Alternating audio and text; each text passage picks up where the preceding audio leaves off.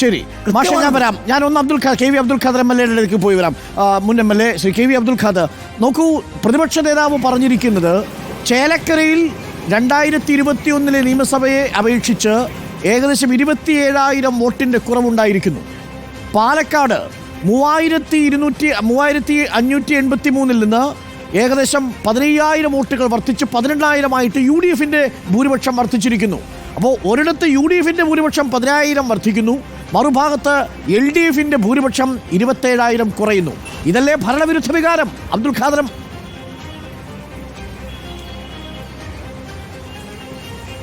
അല്ല, ഇത് യഥാർത്ഥത്തിൽ പ്രതിപക്ഷ നേതാവ് കഴിഞ്ഞ ദിവസങ്ങളിലൊന്നും പറഞ്ഞത് ഇങ്ങനെയായിരുന്നില്ലല്ലോ. അദ്ദേഹം ചേലക്കരയെക്കുറിച്ച് എന്താ പറഞ്ഞത്? ചേലക്കരയിൽ ഐക്യജനാധിപത്യ മുന്നണി അതിഗംഭീരമായ വിജയം നേടും എന്ന് പറഞ്ഞുകൊണ്ടിരുന്ന ആളുകളാണ് ഇപ്പോൾ പ്ലേറ്റ് തിരിച്ചു വെച്ച് അതിനെ നിസ്സാരവൽക്കരിക്കാൻ ശ്രമിക്കുന്നത്. അതങ്ങനെ നിസ്സാരവൽക്കരിക്കേണ്ട ഒരു കാര്യമാണോ? ചേലക്കര ഇത്തവണ നേരിട്ടത് അതിൻ്റെ ചരിത്രത്തിലെ ഏറ്റവും വലിയ പ്രചാരണ സന്നാഹങ്ങളെയാണ്. ഇടതുപക്ഷ ജനാധിപത്യ മുന്നണി 96-ന് ശേഷം ഈ മണ്ഡലത്തിൽ ജയിച്ചു വരുന്നുണ്ട്, അത് ശരിയാണ്.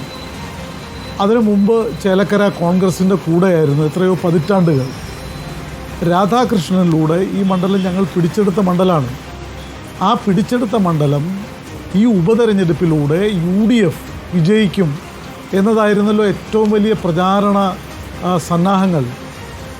ആ കാര്യത്തിൽ ഐക്യജനാധിപത്യ മുന്നണി മാത്രമല്ല, LDF ഗവൺമെൻറ്റിനെതിരായിട്ട് കേരളത്തിലെ ഒരു പറ്റം മാധ്യമങ്ങൾ നടത്തിയ വമ്പിച്ച നുണപ്രചാരണങ്ങളുണ്ട്.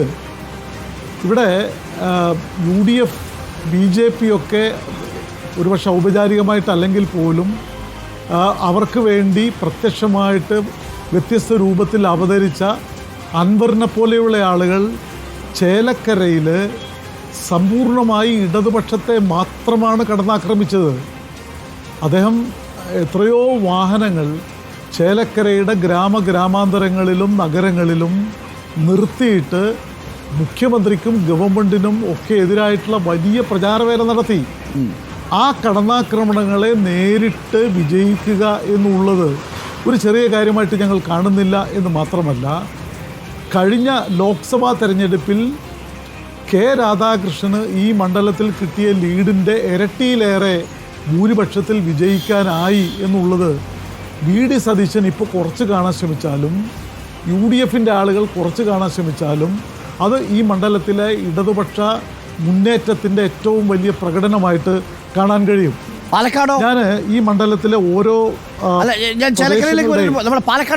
ചേലക്കര പറഞ്ഞിട്ട് ഞാൻ പാലക്കാട് പറയാം. അല്ല, പാലക്കാടിനെ കുറിച്ച് ഞാൻ പറയാം. ചേലക്കര പറഞ്ഞ് പൂർത്തീകരിച്ച് ഞാൻ പാലക്കാട് പറയാം. എല്ലാ പഞ്ചായത്തിലും LDF ലീഡ് ചെയ്ത ഒരു തെരഞ്ഞെടുപ്പാണ് ഇത്. വരവൂര് 1858, ദേശമംഗലം 2237, വള്ളത്തോൾ നഗർ 2271, പാഞ്ഞാൾ 1946, ചേലക്കര 990, പഴയന്നൂർ 851, കൊണ്ടാഴി 1071, തിരുവില്ലാമല 432, മുള്ളൂർക്കര 183.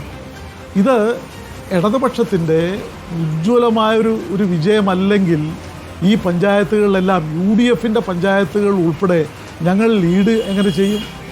അപ്പോൾ ഇടതുപക്ഷ ജനാധിപത്യ മുന്നണി ഗവൺമെൻറ്റിനെതിരായിട്ട് നാനാ കോണുകളിൽ നിന്ന് വന്ന ശക്തമായ കടന്നാക്രമണങ്ങളെ പ്രതിരോധിക്കാനും മുന്നോട്ട് പോകാനും കഴിഞ്ഞു.